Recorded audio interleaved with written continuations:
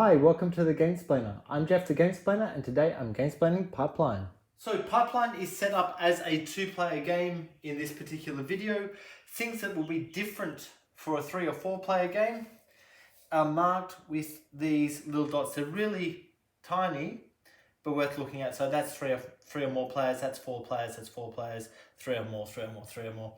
And the number of those are 2 for each player in each space. So if I was playing 4, it'd be double that amount on each of the elements. This, in essence, is an action selection game. You choosing which action to do does not in any way affect the ability of any other player to do the same action or a similar action. So I will run through what each of the actions are, but before I do, really quickly, if you choose an action that has this little marker, what it means is you'll move your marker down to whatever space. So in a 2-player game, you'll probably move from second place to first or from first to first, if that's the particular spot you wanted. If the other player then uses one of those actions, they are able to push you back. So the last player to use that action is the one who's actually going to go first. The game lasts for 3 years. Each year is a slightly different length as marked by this. So the first year has the longest, and then by the 3rd year, you'll find that goes very, very quickly. What you're aiming for is the length of pipes, and I'll get into this a little bit more in the future, but you're wanting the lengths of these pipes in front of you in your own area to be able to change oil through to this completely made crude, which means in order to get orange finished by the end of the game, you would need to have 15 areas that it travels through to get the full points out of that. So the way the game runs is 10 specific areas that you can choose. The first 4 areas are there, and there. They all work very much the same way. So let's say this player goes there. What the white player is now able to do is purchase any amount of crude oil depending on how much money they have. As each player starts with 40 money, that's all he can use to start with. So theoretically, what he's able to do is purchase maybe these 2 for 5 each, so that's 10. These 2 for another 5 each would be plus 12, so that's 22. And potentially those 2 or further down any of the lines that he wishes. Now, the issue that you've got to face is how much space he has on his board. So if he was to purchase 2 orange for 5 each, that's $10 into the bank, that would go onto this space. If he was to purchase 2 grey for 6 each, so 12 money into the bank, they'll go on that space. He's not able to get any blue because there's no space on that line for him to actually be able to put it. A similar thing happens on each of these other 3 markets, but they're talking about a specific market down the bottom of the board. So if you're wishing to purchase, say, the grey oil, you might go to market 2, purchase them for $6 each, or what you're able to do is sell either of the other 2 colours depending on how much you've managed to refine them. So if he's managed to refine, I'll talk about how to do this later, if he's managed to refine those 2 to that level, he could purchase 2 of these guys for 6 money each. So there goes another 12. And then he could sell each of these. So this one would sell for 40 money and that one he'd sell for 30 money and therefore get 70 money back in. And each of the markets has a slightly different amount available. The number of players determines what is available. So in a 3-player game, there are actually that many spots available. In a 4-player game, that many spots. The next 4 are upgrade spots. So let's start up here, which is the loans and contracts. In the loans and contracts spot, what he's able to do is gain contracts. There is no cost on gaining those contracts, but if he, say, pulls, let's say this one, pulls this in, he has a choice of putting it here or putting it here. If he puts it there, he must fulfill that contract by the end of the current year. Once that's been fulfilled in the current year, when the next year starts, that needs to be fulfilled again and again. If he puts it up in that top space, it means it's not going to get fulfilled this year, but when we reset for the next year, that then gets moved down there, and it will have to be fulfilled both next year and in the final year. What that's looking for is 2 grey oils to be up at this level. Fulfilling contracts can happen at any time. So if he's got 2 oils at this level, he could go, okay, I'm going to fulfill those 2 contracts. The amount that he would pull in, because they're the middle level, they're worth 35 each. So he would actually get 70 money in for fulfilling that contract. And then he would have to fulfill that again next year. The other thing that he can do at this spot, and you can do both of these things or one of these things, it's absolutely fine. He can take a loan. The loan amount is 15 money, so 15 money coming in. But what he also gets with that is one of these red tokens. Having one of these red tokens means at the end of the game, he loses 20 money. If he had 6 of these red tokens by the end of the game, it would lose him 270 money. So the more red tokens you have, the more you're going to be losing at the end of the game. So it's not worth taking too many of those loans if you can avoid it. Now, you see how these are on the same space? You can only use one of these. Or if you wish, once you've taken the usage of one of the spots, you could spend 10 money to then be able to use the other half of that space. Okay, moving around is the upgrades, and that rule is the same with each of the pairings of actions.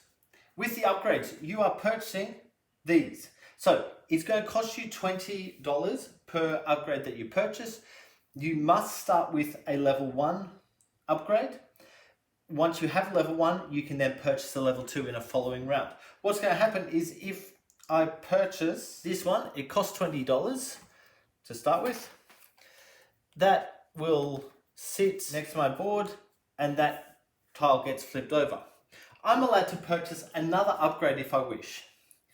Let's just grab that one. So once again, that would cost the $20 and sit next to my board. On the next turn, I'm able to go after this next level up upgrade. That's fine.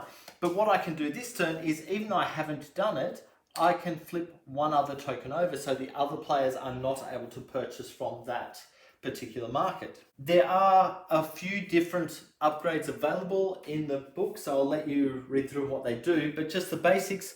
This one that I've purchased here means that the secondary market that I was talking about a moment ago, which would normally cost me $10, I can now do without having to pay because I've got that card. This one allows me to immediately gain these. I'll actually get 2 of them. I can place them anywhere on my board, so I might wish to place them there, for example. And then I also gain one of the pipe areas from either of the shops. So it doesn't really matter which, I could, I don't know, grab that one. And at the end of each year, or the beginning of each year, I'm going to receive 2 tanks, which are these. So I'll be able to continually fill up my board. I'll let you look up the rules for what the rest of them do, but that's fine. Let's keep moving. The next thing that I can do on the machines and pipes, that's talking about this area here. I can purchase any number of these machines that I wish. So this top one will cost $20. I can then also purchase pipes. So $15 for 2 of them, or $40 for 4 if there were 4 in there. So I might take those 2. So that's cost me 35 money. What I can now do with that is, if I place this here, this is enabling me to upgrade any grey or orange oil at the end of the turn or the end of the round. So once everyone's had their go, anyone who wishes to can spend 15 money to run every one of their machines. So if I've got a couple of machines in, I can run each of them. What that does is it will upgrade any orange oil that I happen to have, and they'll upgrade any grey oil. So they will go to there. That cost me 15 money. If my pipeline was only 1 long instead of 2 or more, then it would do nothing. Notice there are another 2 spots that are going to be enabled once I get that working. Then moving up here to the tanks and pipes, does a really similar thing. You buy some extra tanks, buy some extra pipes. And I've already shown you can put the tanks in anywhere you wish. Once you place them, they stay there. So you kind of want to make sure you've got space to put new stuff in, but also space to upgrade stuff. Tanks will give you some points at the end of the game also. The next spot is this spot over here. This spot allows you to purchase out of these spaces. While we're on the first year, you can have 2 of these 4 spaces open for purchase. As it goes to the second year, that opens a 3rd spot, and when you go to the 3rd year, that will open the last spot. The value of buying stuff, so say he goes into this spot here, he wishes to make his blue lines longer. So what happens is if he chooses to purchase this one, the only other 2 pipes that he can get are that one and that one, because every pipe that you purchase must be able to be connected to the first one. So if he wished to have a good choice of pipe, he might take that one, which means he could also purchase those 2 and those 2, because they're all touching that individual pipe. The price is just here. So if he wished to buy all 5 pipes, that would cost 55 money, which he might do. And that's 55 money out. Now what he's trying to do is make pipes long enough to elevate them up through the ranks. So maybe he's put them in like that. It doesn't really matter as long as you've connected pipes to pipes to pipes. That's absolutely fine.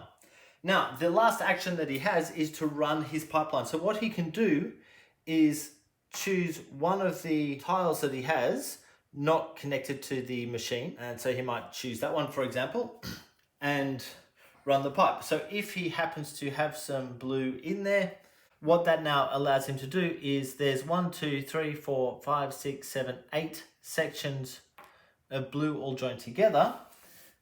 Blue needs 6 to run from the crude level up to the first refined spot, so he can refine 1 oil. If he had chosen here and this happened to be 1 longer in silver or grey, notice it's 4, 1, 2, 3. So if there's 1 more grey somewhere, that would also enable him to upgrade 1 of the grey oils.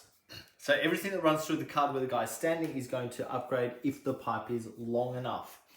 So if he could get this pipe to have 12 pieces on it, he could go from there up to there. Even if this area is totally full, he can still do that.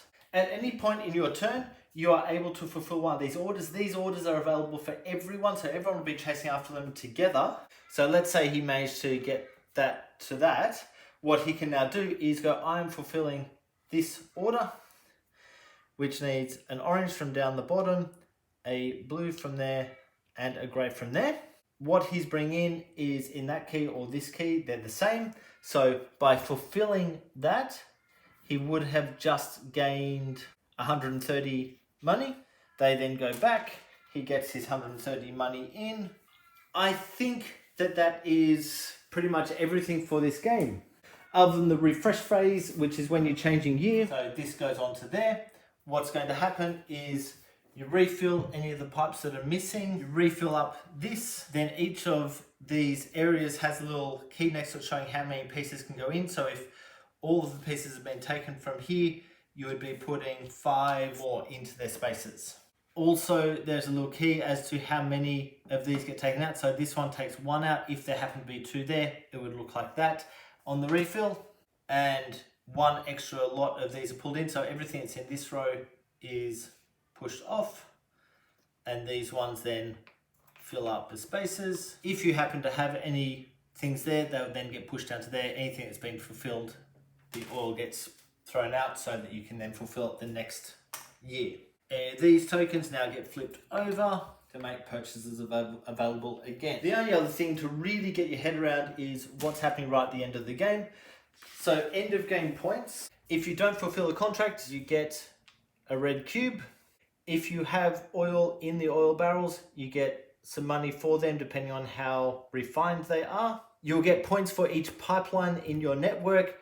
So taking crude oil, how far can you refine it? That's how much money you would gain. So if you can refine this to this second level, you get 20 money. And then you're looking at these cards. There are so many different things that are available in those cards. I'm not going to go through them, but that's in the back of the rules. Please look at that at the beginning of the game before you start so you know what you're working towards, what's going to get you the points. I think I'll leave it there. If you have any games that you would like to be Gamesplaned, please shoot me an email to thegamesplainer@gmail.com. Follow me on Instagram and Twitter @thegamesplainer to keep up to date with the games that I'm playing. Subscribe to my videos to keep up to date with the games that I'm gamesplaining, and until next time, enjoy gaming.